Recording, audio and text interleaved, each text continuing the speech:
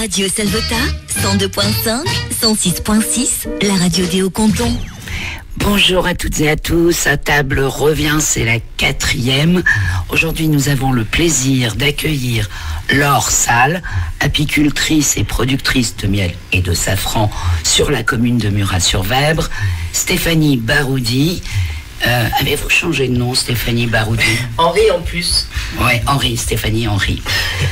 Stéphanie Henri Baroudi ou Stéphanie Baroudi Henri? Baroudi Henri, cuisinière restauratrice à la taverne du port sur Marseillan et propriétaire du domaine de Piquestel sur la Salvetat sur Agou. Sébastien Petit, éleveur, producteur de cochons, mais pas que. Il nous expliquera ça tout à l'heure, sur la commune de Fraïs-sur-Agou. Pierre Biraud, vigneron du château Saint-Martin-des-Champs à Murviel-les-Béziers, appellation Saint-Chinian et Faugère. Faugère et Pays d'Oc. Faugère et Pays d'Oc, AOP. AOP, oui, bien sûr. Ok, vous nous expliquerez tout à l'heure ce que c'est. Et Bruno Henry, restaurateur à Marseillan. Lui n'a pas changé de nom, il s'appelle toujours Bruno Henry, et propriétaire du domaine de Piquestel, vous l'aurez compris. Bruno Henry sera aujourd'hui, pour cette émission, mon acolyte, et nous réaliserons cette émission de concert. Bonjour à toutes et à tous, et surtout merci d'être présents. Vous pouvez dire bonjour. Bonjour. Bonjour. Bonjour au micro. On va redonner les règles de l'émission quand même. On choisit un éleveur, un cuisinier ou une cuisinière. L'éleveur va imposer un produit à ce cuisinier ou le producteur et il va réaliser une recette avec. Va se joindre à ses producteurs et cuisiniers un vigneron, on va y arriver, et puis on peut ajouter pas mal d'autres ingrédients à côté, et voilà, et on va déguster, et nous parlerons de chacun d'entre vous en suivant. On va excuser les producteurs du navet de Pardaillan, qui nous ont gentiment confié leur navet, néanmoins ils ne pouvaient pas être présents, donc nous évoquerons le navet de Pardaillan tout à l'heure, durant l'émission. Si vous le voulez bien, on va démarrer par Laure. Laure, on va être galant. Laure est apicultrice et productrice de safran. Bonjour. Apicultrice réellement installée depuis 2018. Après, je suis un peu comme Obélix, je suis tombée dedans quand j'étais petite, mes parents étant apiculteurs, mon frère aussi apiculteur, donc c'est vraiment de famille. Mais quand j'étais petite, j'ai été allergique, donc du coup, j'en ai pas fait mon métier de suite. Immédiatement, ok. C'est par la suite que, voilà, suite à différents événements, que je me suis orientée là-dessus avec passion et... Ah oui, parce que, alors, faut en vouloir, hein, quand même, parce que, juste petit écart comme ça, je suis allée rencontrer Laure pour aller récupérer le miel cette semaine, sous une pluie battante.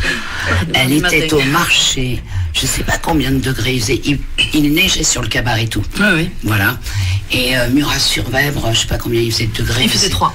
Voilà, 3. Et ben, avec une pluie battante, je pense que le ressenti au corps était pas du tout de 3. Non. Et bien moindre. Et franchement, elle était là, dehors. Enfin, moi, je l'aurais pas fait, sincèrement. Faut en vouloir, quand même. Ah, avec notre petite équipe Que de filles. de dur à cuire du marché du mardi matin à Murat, on est tenace.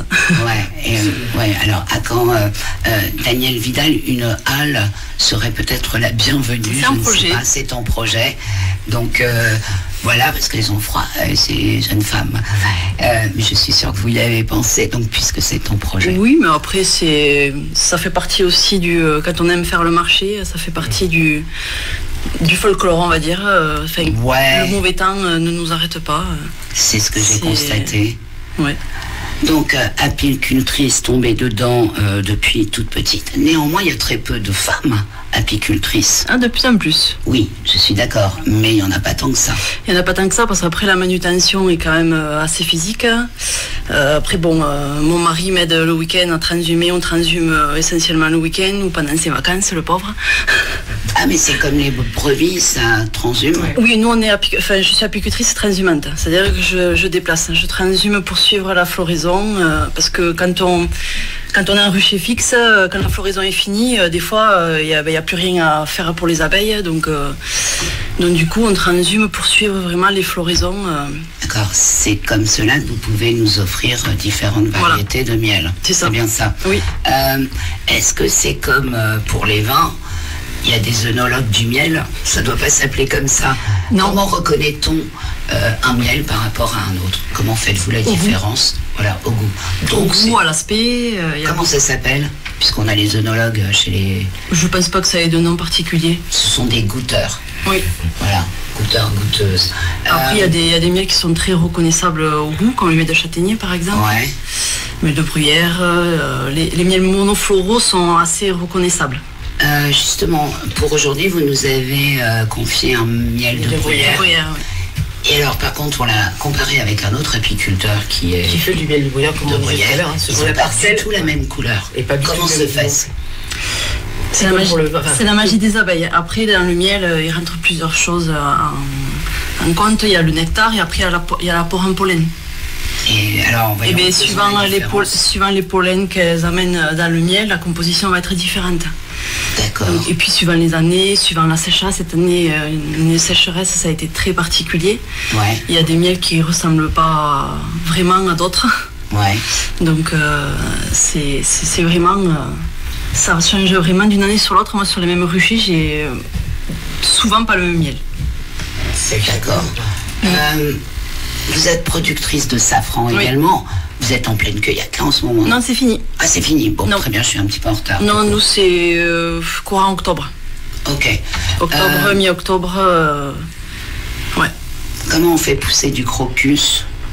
C'est du crocus? Oui. Hein? Crocus sativa, en le mettant dans la terre. Des bulbes? Oui. Ce sont des bulbes, ok. Oui, c'est des bulbes. Et il faut combien d'années pour pouvoir recueillir un an.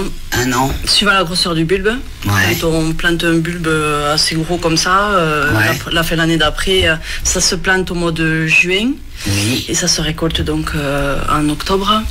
Ok. Donc le plantant en juin, en octobre, la première année, on peut avoir une récolte. Et après, il se multiplie. Chaque année, il se multiplie. Donc la première année, vous avez un bulbe. La deuxième année, vous en avez 2 ou 3. D'accord, côte-côte. Et petit à petit, vous avez massif comme ça de bulbes. Superbe. Et alors, pour faire 100 grammes de safran, il faut combien de cueillettes de fleurs? Il faut 200 fleurs pour faire 1 gramme. Waouh. Ça te parle? Ouais. Donc à 4 pattes, on cueille. Pas à 4 pattes. Non mais. Non, accroupi, ouais. Accroupi, ouais. Oui, c'est un peu comme la cueillette de la fraise. C'est horrible la cueillette de la fraise, je l'ai faite. Ah mais si, c'est horrible. Un jour et demi après, je ne marchais plus, j'étais bloquée, lumbago, et pourtant j'étais jeune. C'est horrible. Mais c'est pas la cueillette le plus horrible, c'est enlever l'herbe à la main le plus horrible. D'accord. Ok. Oui, parce que tu peux pas les battus. Eh ben, entre les rangées, je passe avec le motoculteur, mais sur la rangée, je suis obligée d'enlever l'herbe à la main. Oui. Puisque j'ai fait le choix de ne pas désherber, donc j'enlève à la main. Pourquoi d'ailleurs? De quoi, pourquoi? Ne pas désherber. Ah bah parce que je n'aime pas désherber. C'est juste parce que tu... Avec un produit chimique, Ah d'accord, ok, d'accord, oui, ça c'est bien. Oui. Qu'est-ce qu'il faut comme sol? Je sais pas, j'ai pas goûté du safran désherbé, mais... Quel est le meilleur des sols, là où va s'adapter le crocus? Il faut un sol bien drainé. Bien drainé. C'est la principale des conditions. C'est pas un sol acide par là-bas avec les sapins, etc. Ça donne pas une certaine acidité. Non, parce que nous, on a une veine calcaire qui monte de Brusque, qui vient jusqu'au château de Canac. Ouais. Bon, je l'ai pas de ce côté-là, mais on a un peu toutes les terres. Après, on n'a pas que du sapin, on a beaucoup de châtaigniers, nous. D'accord. Moi, c'est... ok. C'est pas calcaire, mais... non, après, nous, ça a bien fait dans la terre. Ça aime l'eau ou pas? L'eau? Ouais, la pluie. Non, ça n'aime pas l'excès d'eau. Et puis, il faut faire sécher derrière, j'imagine. Oui, cette année, c'est bien. Mais j'imagine qu'il y a un temps de séchage. Pour la fleur? Ou le pistil, j'en sais rien en fait. Quand je les ramasse avec la pluie, je sépare. Ceux que je ramasse avec la pluie, je les fais sécher à part. D'accord. Et ceux sans pluie, je fais deux bocals différents. Après, au goût, j'ai pas trouvé d'altération ou de différence. Ok. Après, la condition, c'est qu'il faut le ramasser vraiment tous les jours, quoi. Tous les matins, normalement, avant que le soleil se lève. Ok. Il faut. J'allais dire, donc là, avant de venir, maintenant, c'était octobre, vous m'avez dit, donc je raconte n'importe quoi. Oui. Ok. Qu'est-ce qu'on fait avec du safran, à part de la paella? Ouais, c'est classique là. Voilà, classique, mais on peut faire. On fait plein de choses. Moi, je fais beaucoup de pâtisseries avec le safran. Je fais de la chantilly au safran, je fais des finances au safran, je fais plein de pâtisseries. Après, c'est un exhausteur de goût le safran, donc ça se sent peut-être pas forcément en tant que tel, mais ça sublime les goûts en fait. Hyper parfumé. Oui. Et on peut le boire en tisane. C'est un antidépresseur, antioxydant. Je vais bien. Donc, mesdames, messieurs, peut-être ici. Oui, ça peut. Ouais, non, mais c'est intéressant de le savoir. On peut vraiment en faire beaucoup d'utilisations différentes. Ok, donc là, vous en avez encore ou pas? Pardon? Vous en avez encore en vente ou pas? Là, cette année, ça a été particulier. On a fait une petite récolte parce que l'année dernière, on avait un problème avec les mulots des champs qui nous ont mangé les bulbes. C'est pas vrai. Donc cette année, j'ai fait une rotation de terre pour assainir la terre. Donc j'ai déplacé tous mes bulbes. Et du coup, c'est comme si on repartait un peu à zéro. Quoi. Ouais. Je crois que vous faites d'autres produits en produit fini, du savon. Non, ça c'est pas moi qui le fais. C'est pas vous? Ah, c'est juste de la vente. Non, après je fais du sirop de safran avec mon safran. Ouais. Et après je commence tout doucement à transformer la châtaigne parce qu'aussi je suis productrice de châtaigne. Enfin, on a une châtaignerie qu'on a rénovée et greffée. On a coupé à blanc, on a greffé. Et comme je suis dans l'AOP châtaigne des Cévennes, voilà, ça c'est le projet à venir. Bien. Là, c'est très bien. Crème de marron au safran. Ah, ça, c'est vrai que j'ai pas essayé. À la vanille et au safran. Oui, moi je la fais traditionnellement à la vanille, mais c'est vrai que. Et au safran. Oui, voilà. Il faut que j'essaye. Bonne idée. Moi, je pensais plus à de l'huile d'olive. Bon, on va pas la trouver ici, mais au safran, ça doit être pas mal. Ouais, c'est vrai aussi. L'huile d'olive, parfum. Bon, enfin. Ok, merci Laure. On reviendra à vous tout à l'heure.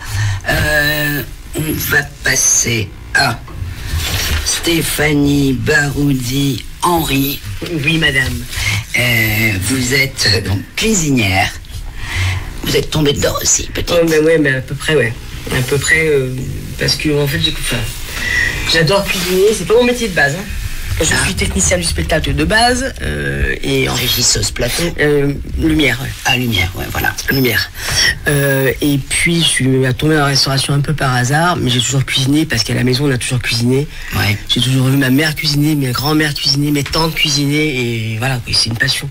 Puis j'aime manger.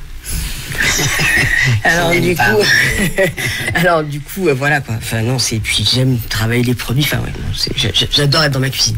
Ouais. C'est vrai, je le confirme. Oui. Parce que parfois je la croise à Picostel. Ouais, je suis toujours dans ma cuisine à Picostel. Ouais. Puis la cuisine s'y prête, c'est une cuisine qui est hyper conviviale. J'ai une cheminée, j'ai un petit piano, enfin voilà. Et tout le monde autour de soi. Un grand piano. Ouais. Il y a toujours tout le monde, la maison, la maison est toujours pleine, donc toujours plein de potes, on discute, on boit l'apéro, on rigole et je cuisine. C'est le bonheur quoi. Ouais. C'est le partage de la cuisine, c'est. Voilà. La vraie, ouais. Donc, cuisinière, aujourd'hui... Non, on reviendra à vous après. On va passer à... Attendez, j'arrive. Tiens, Sébastien. Non, mais on va faire un petit Bruno Henry, mon acolyte. Bonjour Bruno. Bonjour Agnès. Ça va bien? Ça va, oui. Bon, petite interview de monsieur le vigneron, s'il vous plaît. Oui, alors moi j'ai vu quelque chose d'assez historique sur le domaine Saint-Martin-des-Champs. Apparemment la création serait de 1675. C'est ça. Donc là quand même, pour moi c'est quand même grandiose cette date parce que c'est la révolte des bonnets rouges en Bretagne contre la fiscalité du roi. Donc c'est toujours pareil dans notre beau pays, hein, on va dire. et en même temps, il faut savoir qu'en 1675, le Premier ministre et le ministre de la Marine, c'était Colbert. Et c'est Colbert qui a eu l'idée de reboiser la France, donc en partie avec le département de l'Allier, la forêt de Troncé. Et j'ai vu que vous utilisez des chênes de l'Allier. Tout à fait.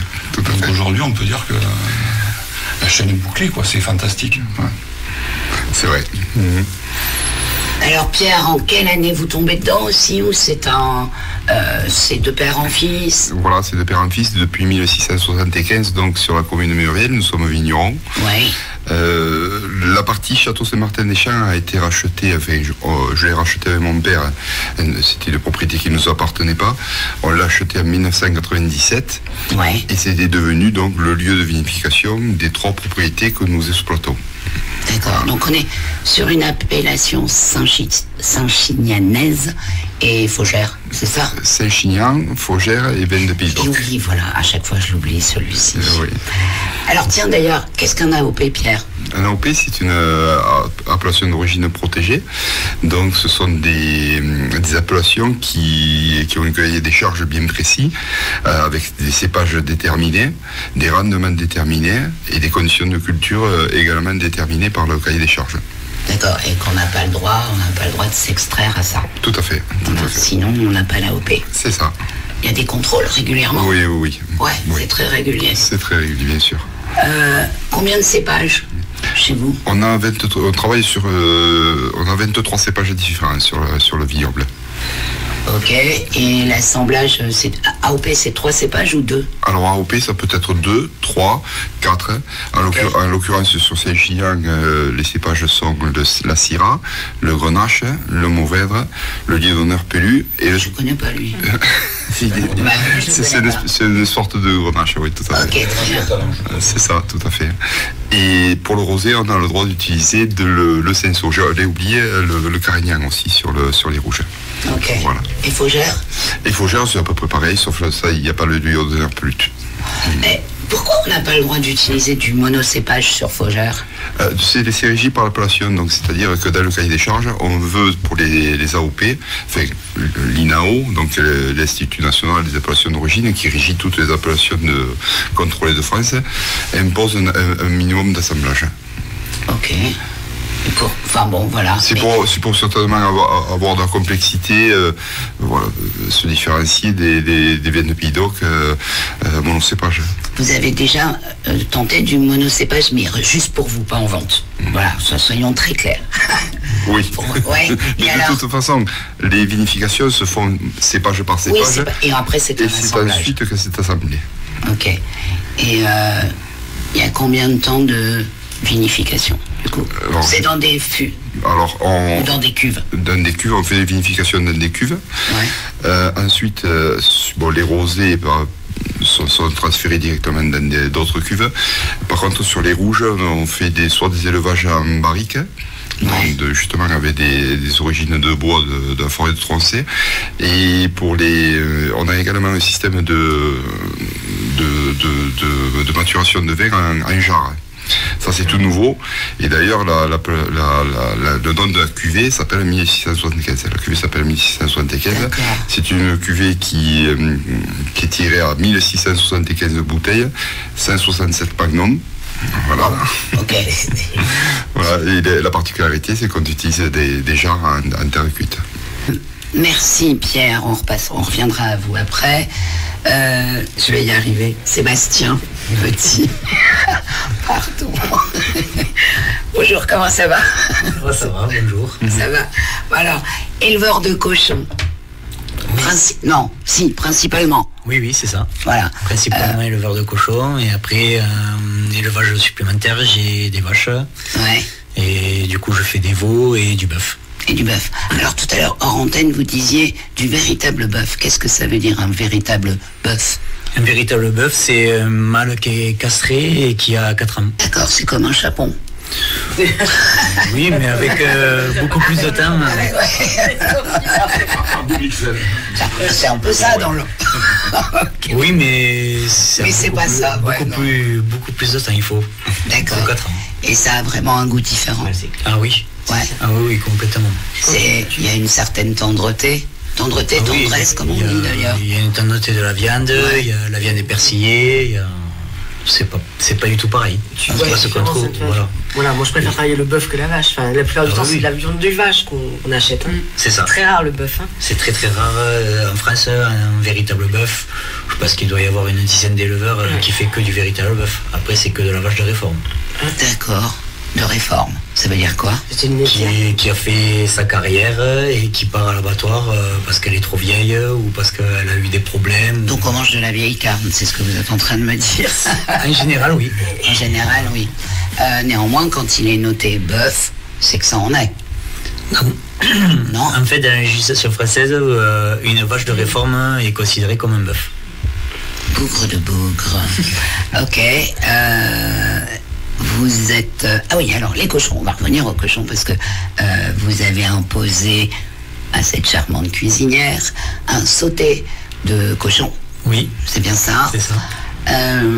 Le cochon, je vais dire une bêtise, c'est plusieurs races. Oui, voilà. C'est un croisement de plusieurs races. Ouais, lesquelles? Alors les femelles, c'est du large white avec du piétrin, et après on rajoute en mâle du duroc pour apporter un peu de gras. Ouais, c'est ce que j'allais dire. C'est quoi les particularités de tous ces cochons, toutes ces variétés? Ben, le large white et le piétrin mélangés, ça fait une bonne qualité de viande, et le duroc apporte le gras et la viande persillée. D'accord, parce que c'est pas assez gras un cochon. Ah, non, okay. D'accord. Malheureusement, les trois quarts des charcutiers demandent des cochons très très maigres. Ouais. Et on s'est perdu complètement dans ça maintenant, et du coup on a des cochons avec vraiment un taux de maigre très très bas. Okay. Et parce que le maigre, le gras, ils savent pas le revaloriser plus que ça. Pourtant le gras c'est la vie, mais voilà, vous êtes charcutier pourtant. Oui, d'accord. Oui, moi je suis charcutier. Vous avez une boutique à Fraiss, sur Ago depuis 16 ans. Ah oui, quand même. Donc ça va, vous tenez la route. Oui, ça va. Ça n'a pas toujours été simple. Non. Non. Au début, là, quand je me suis installé, c'était très très très difficile. Et après, du coup, on s'est lancé dans la vente directe d'abord. Ouais. On travaillait avec des ateliers de découpe. Et après, quand on a vu que ça nous coûtait trop cher, on a monté notre propre laboratoire de transformation, et on travaille tous ensemble. En famille? Oui, en famille. Et puis maintenant, on a vu qu'on a grossi un petit peu plus, on a des ouvriers en plus, et voilà. Très bien, c'est chouette, félicitations. Merci. On va faire une petite pause musicale. Vincent, vous nous proposez quoi? Et pardon, Vincent est là aussi. Et oui, bonjour. Je vous propose qu'on s'écoute le cochon dans le mets de les Fascagat. Merci, c'est parti. Radio Salvetat, 102.5, 106.6, la radio des Hauts-Cantons. Je porte plainte contre l'Amérique. J'ai bouffé du maïs et du chou transgénique. Je bagne tout ça, reste mou comme une chic. José Bové a dit que c'était allergique. Il paraît qu'on est plusieurs dans le même. Eh bien, nous revoilà pendant cette petite intermède. Stéphanie nous a servi notre sympathique repas. Voilà, on a entendu le blop de la bouteille. Alors, Stéphanie, qu'est-ce que vous nous avez préparé? Alors, j'ai pris le sauté de cochon de Sébastien. Je l'ai fait mariner hier toute la journée avec le miel de l'or et de la bière blanche des brasseries de la Jonte qui sont à Méruès, qui s'appelle la Fario. Donc avec un petit peu aussi de soja, je l'ai fait mariner toute la journée, et ensuite le soir j'ai préparé ma préparation, fait revenir mon petit sauté tranquillou bilou avec des échalotes, et ensuite ça a cuisiné pendant une petite heure et demie, un tout petit bouillon pour faire une réduction de sauce. Ouais. On a goûté super bon. Et pour accompagner ça, j'ai eu l'idée de faire une tatin sucré-salé pour le navette par d'Alian. Ouais. Donc les navets, je les ai slicés, et puis ils ont cuit en petite compotée, on va dire, avec toujours du miel. Beaucoup de beurre, parce que le gras c'est la vie, je l'ai dit tout à l'heure. Et du miel, ouais. Et là ça vous donne un goût fabuleux. Un petit peu de sauce, alors je sale à la sauce soja. Ah, en tout cas pour ce genre de choses. Donc pas d'ajout de sel comme ça. Non, sauce soja, c'est le poivre. Par contre, évidemment, poivre de Madagascar. D'accord. Voilà. Très bien. Voilà. Ok. Quel vin avez-vous mis dessus? Pierre, pardon. Ça va de mieux en... Et j'ai pas encore bu. J'ai sélectionné pour ce plat une cuvée vieille vigne du Château Saint-Martin des Champs, donc à base de Syrah, Grenache et Mourvèdre. C'est une millésime 2019. Ce sont des cuvées qui ont la particularité d'être élevées en barrique 12 mois Mais la structure du vin initiale est telle que le bois ne prend pas le dessus sur le fruit. D'accord. Ah tiens, c'est ça que j'ai pas pensé à vous demander. Je sais pas si ça se dit, hein, mais c'est pas grave. Vous ajoutez des copeaux dans les barriques ou pas? Non. Non. Non. Ouais, il paraît que c'est mal vu, mais je comprends pas pourquoi d'ailleurs. C'est mal vu. Alors, c'est toléré justement sur les IGP Pays d'Oc. Ouais. Par contre, sur les AOP, c'est pas. Pourquoi? Question de tradition. D'accord. Voilà, tout simplement. Ok, parce que ça. Et d'ailleurs, qu'est-ce que ça apporte au vin des copeaux? Alors, des copeaux, ça apporte le côté boisé, ouais. Mais il n'y a pas l'oxygénation de la barrique. C'est-à-dire que dans une barrique, il y a deux phénomènes qui se passent. Il y a un échange entre l'air et à travers le bois et le vin. Donc il y a ce phénomène de micro-oxygénation. Et il y a l'échange de tanins. Okay. Avec les copeaux, on n'a que que l'échange de tanins. D'accord. Ouais, donc en effet, c'est mieux qu'il n'y en ait pas. Enfin, ça dépend des goûts, j'imagine. Ok. Sébastien, donc c'est du sauté. Oui. Ça se trouve sur quelle partie du porc? Sur l'épaule. Sur l'épaule. Nous, on la sort sur l'épaule. Donc c'est... Après, sur le cochon, on peut sortir un peu partout. Du coup. Oui, après, si vous voulez, c'est un morceau comme une sorte d'escalope qu'on sort au-dessus du rôti épaule. Ouais. Et certains l'appellent carbonade, nous, la carbonade, on l'appelle autrement. D'accord. Et comment du coup? Nous, la carbonade, on la sort ailleurs. On la sort, en fait, proche du jambon. Ouais. Entre le gras et les côtes, en fait. Ok, très bien. Allez, on déguste et... Bruno... Votre assiette est vide. Non, pour le moment, c'est abstinence. Moi, j'ai déjà fini. Parce que Bruno, c'est comme je cuisine, donc il a peur. Stéphanie, il n'y a pas grand-chose non plus. Allons-y, puis comme ça, Vincent, tu as déjà... Ouais, tiens, il en a déjà plein la bouche. Vas-y, dis-nous ce que tu en penses, s'il te plaît. La première bouchée, c'est très bon. J'attends de découvrir la suite, mais c'est très goûtu. C'est très goûtu. Alors, tu sens quoi quand tu manges? Pas le meilleur pour exprimer les sensations, mais...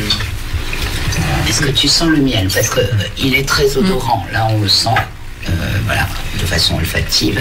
Mais est-ce qu'on le sent je le sens un petit peu en arrière. Ouais.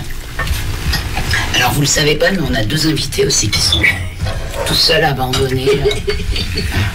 Mais à qui on a bien daigné partager une assiette. Hein. Qu'est-ce que vous en pensez? Venez, venez, venez.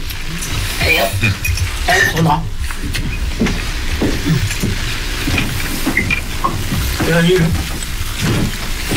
Alors, comment vous vous appelez là au micro? Alors, Sandra. Sandra, bonjour Sandra. Bonjour. Alors, qu'est-ce que vous en pensez? Alors, c'est très bon. On sent beaucoup parce que sinon, le goût du miel, je trouve. Et ça donne... la viande est très fondante. Elle est magnifique. Et le miel est aussi apporte sa petite touche bien sympathique avec un petit goût très spécifique. Voilà. Merci beaucoup. Merci. Et bon appétit. Et le vin, tiens, le vin, vous l'avez goûté? Le vin, je laisse monsieur. Ah, monsieur et le vin. Grand spécialiste. Allez. Le vin est très bon. Comment vous vous appelez? Laurent, pardon. Bonjour Laurent. Bonjour. Ah bah j'en ai un de Laurent, je suis ravi. Yes, jackpot. Vous l'aviez sur la liste, c'est pour ça que je suis venu. Ouais, bon, c'est parfait. Non, le vin est très bon comme ça. Au premier abord, on aurait pu penser à un vin un petit peu puissant, mais en fait il y a beaucoup de finesse et effectivement l'élevage, je crois que c'est comme ça que ça s'appelle, est parfaitement intégré, donc c'est délicieux. Merci. Ça va bien avec le plat. Ouais, ça se marie bien ensemble. Oui, c'est pas forcément évident de marier du vin avec un plat où il y a du miel, mais là ça va bien. Et là, ouais. Alors d'ailleurs, je vais remercier Fred Duché de la Poterne, qui est donc caviste sur la Salvetatio Ragout et qui toujours choisit parfaitement et les vignerons et les vins qui vont s'adapter au plat. Enfin, de concert avec Pierre, bien entendu, ils ont tous les deux choisi ce vin-là. Voilà, donc merci Fred qui ne peut pas être là aujourd'hui. Voilà, on va juste un petit peu parler des navettes Pardaillon, si vous le voulez bien, parce qu'ils sont absents. Du coup, c'est à moi d'en parler et je vais tenter. d'en parler du mieux possible. Alors, le navet de Pardaillan est découvert en tout début du XVIIIe siècle. Il entre donc dans la catégorie des légumes anciens. Sa peau est noire, sa chair est blanche et le sol de Pardaillan est plutôt argilo-calcaire. Pour se développer, rien de mieux que de se nourrir de la brume matinale et de quelques pluies éparses, ce qui va lui donner ce goût si particulier de noisettes et de pignons et un tout petit peu sucré. Il dégage une odeur puissante et poivrée. Est-ce que... ouais, on est d'accord là-dessus?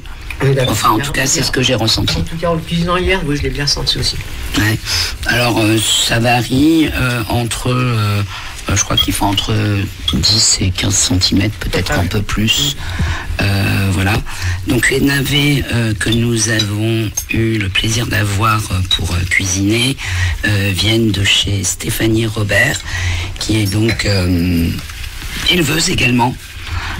En brebis au vin, donc sur Pardaillan.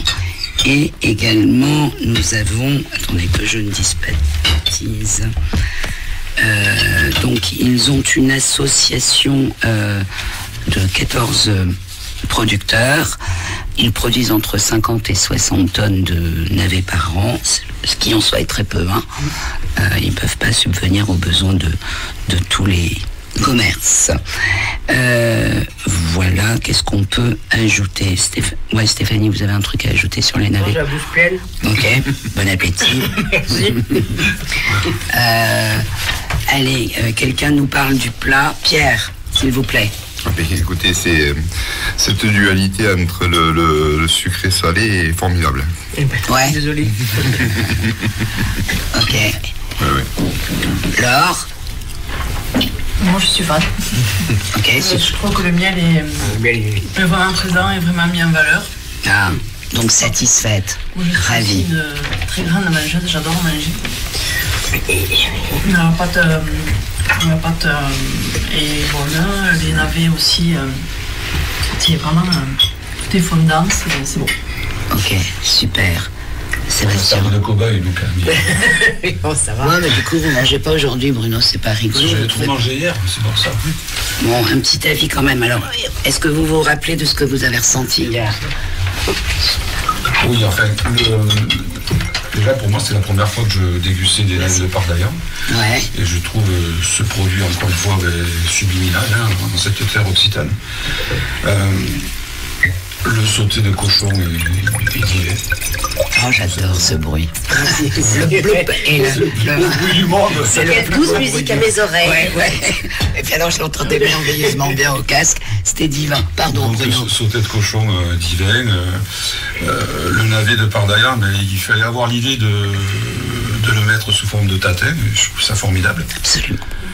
Et puis on a quand même un vin du terroir le plus proche de la Salvetat, c'est-à-dire le terroir de Saint-Chinian, dont je trouve, moi, enfin, en tant que caviste et restaurateur, on ne parle pas assez souvent de ces appellations qui sont Saint-Chinian et Faugère.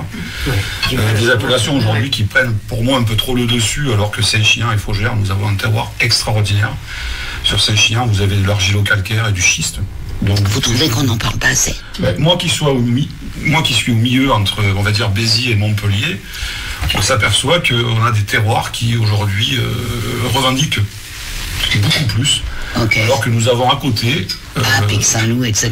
Voilà, vous voulez dire. Vous ne voulez pas citer de nom? Ouais, mais je l'ai cité. Et voilà, je voudrais dire à tous nos auditrices et auditeurs, voilà, rapprochez-vous de ces appellations qui sont Saint-Chinian et Faugère. Ouais. Voilà, vous y trouverez votre bonheur et à des prix très corrects en plus. Voilà. Ouais, ça, il faut pas trop le dire. Non, parce qu'après, ils vont faire grimper les prix. Faut pas qu'ils fassent grimper. Mais je crois que les vignerons aujourd'hui subissent aussi cette crise énergétique. Bon, on le subit tous, ouais. Donc, le prix du verre, le prix des étiquettes, le prix du carton, donc, évidemment, les tarifs doivent évoluer. Sinon, après, moi, j'ai une suggestion pour Laure. Je viens d'apprendre qu'il y a une veine calcaire à Murat. Alors ça serait bien qu'entre 2 rangées de crocus, planter des chênes truffiers. Elle le dit pas, mais regardez-là. J'y ai pensé. Mais mes parents ont une plantation de chênes truffiers, donc je suis aussi passionnée de la recherche de la truffe on en trouve. Voilà. Et en fait, Laure, pourquoi Murat? Vous n'êtes pas issu de Murat, sur Vèbre? Je suis pas native d'ici, non, je suis native de la Malou-les-Bains. Ah, en effet. Ouais. Et bien c'est par amour, je suis venue dans la montagne. D'accord, vous avez un jeune bûcheron caché. Ben voilà, on en est tout à arrivé. Non, remarque, c'est n'importe quoi, c'est pas vrai. Moi, c'est après qu'il est devenu bûcheron, une fois qu'on avait habité ici. Avant, il n'était pas bûcheron, je raconte n'importe quoi. Il était comme toi. Oui. On a un point commun avec Laure, donc moi aussi j'ai des chaînes à truffier sur le domaine. D'accord. Voilà. Et donc, mais on vous aime. Mais on vous aime. Ce que je comprends pas, pourquoi personne ne m'a confié de truffes, de façon à ce que Stéphanie puisse s'associer au plat. C'est pas encore la saison. On a commencé à ramasser. Ah ça y est, ça commence. Oui, cette année, je pense que oui. Il y en a commencé. C'est précoce. J'arrose par aspersion. En fait. Nous on arrose pas. Enfin qu'on parle. Et on a commencé à ramasser. J'ai préfet mon premier gratin dauphinois aux truffes il y a 15 jours. C'est pas mal ça. Et pourquoi vous nous avez pas Pourquoi Pourquoi il n'y a pas de truffes? Sébastien, vous nous avez pas dit ce que vous en pensiez. C'est le mélange du porc avec le miel, je suis pas très sucré salé et pourtant c'est délicieux. Mais en fait, parce que le miel apporte ce goût, cette douceur qui finalement pas trop sucré. Je pense que le fait c'est sa rondeur et le fait d'avoir mis de la bière en marinade, l'amertume de la bière va compenser sur le sucre du miel. Du coup, vous voulez pas quand même goûter puisque ça vous a plu? Non, on va pas pousser trop loin. Hein. On va pas pousser trop loin. Et puis la pâte pareil, je prends un beurre de qualité. Non, un morceau de pain. Du pain.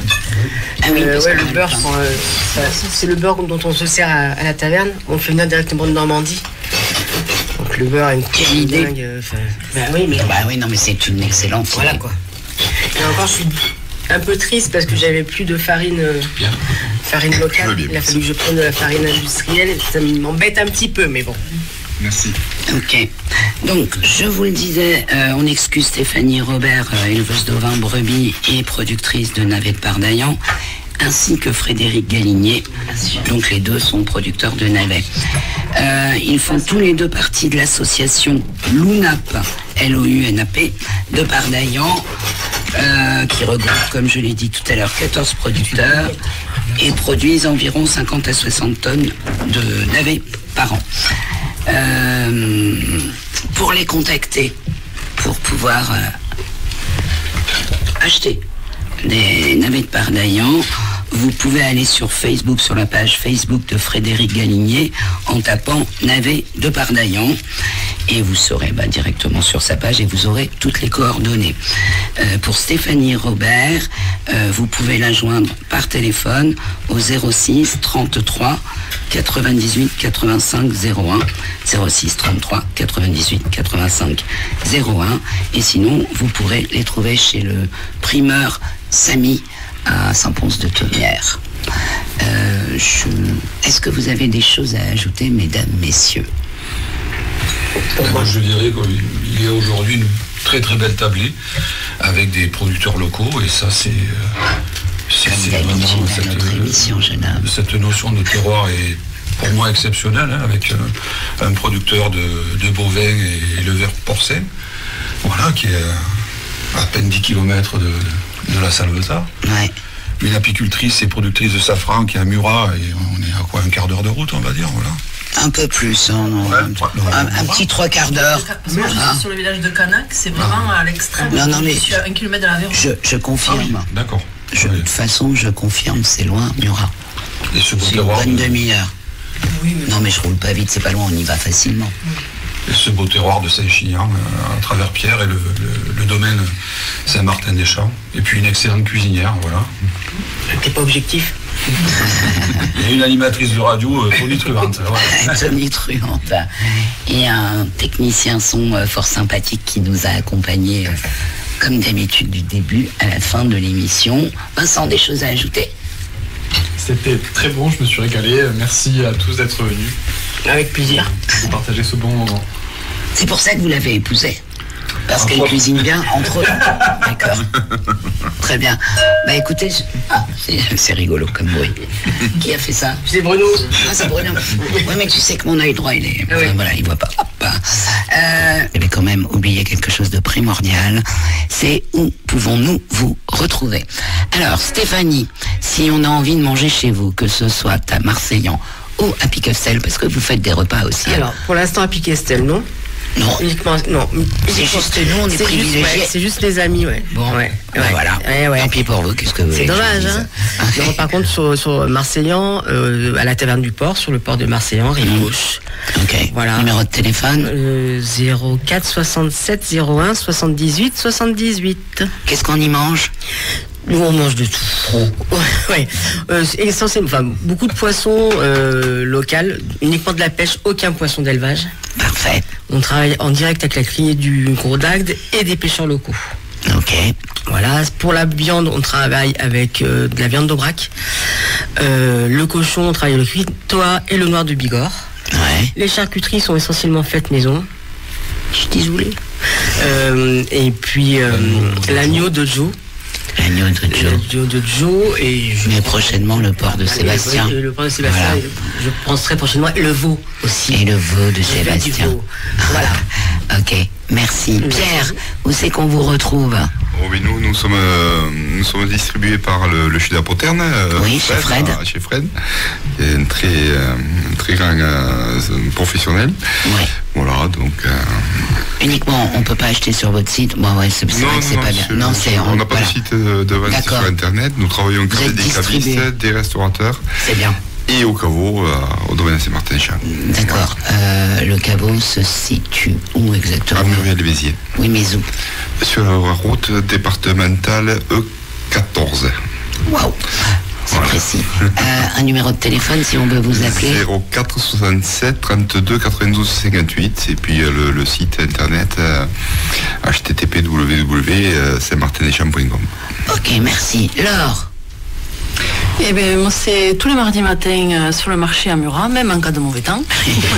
C'est ça. Après, dans tous les petits marchés locaux du coin, le 4 décembre, il y a le marché de Noël à Murat. Et éventuellement, avec un coup de téléphone à la maison, où je peux livrer, ou voilà. Un coup de téléphone, ok, mais on vous appelle. À quel numéro? 06 86 38 56 47. Encore. S'il vous plaît. Non, c'est vrai. Ouais. 06 86 38 56 47. Merci. Sébastien. Donc nous, on a une boutique à Freis sur la Goutte. Ensuite, on livre 3 épiceries. Donc Samy Primeur à Saint-Pons, le caveau des Schistes à Lorens, à côté de Béziers. Ok. Et ensuite le Super U de Tézanne et Béziers. D'accord. Et sinon, en direct chez vous? Et en direct chez nous, sinon, et voilà. Ok. Donc après, pour nous contacter, c'est le 04 67 97... excusez-moi, 04 67 23 15 74 ou alors le 06 75 02 16 81. 2 fois le 06. 06 75 02 16 81. Merci beaucoup. Bruno, j'ai envie de vous dire, si on a envie de vous retrouver, on va chercher Nani. C'est un peu ça. Qu'est-ce que vous voudriez ajouter? Non, si vous voulez nous rencontrer à Marseille, mais Stéphanie vous l'a dit, donc la taverne du port, 32 quai Antonin Gros, port rive gauche.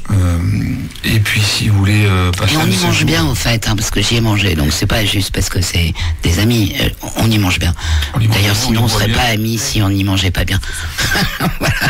Ça commence par ça en vrai. Et ensuite, depuis 2022, nous proposons notre gîte qui s'appelle le domaine de Piquestel à la Salvetat-sur-Agou. Oui. Et nous avons des projets pour 2023 de pouvoir développer chambre d'hôte et table d'hôte. On en reparlera en temps utile. On en reparlera exactement en temps utile. Merci à toutes et à tous d'être venus partager ce bon moment, je l'espère, avec nous. Et à très bientôt, j'espère. Et je vous souhaite plein de bonnes choses, tout ce que vous voulez. Merci. Voilà. Merci. Merci à toutes et à tous. Bye bye. Merci Vincent à la technique. Radio Salvetat, 102.5, 106.6, la radio des Hauts-Cantons.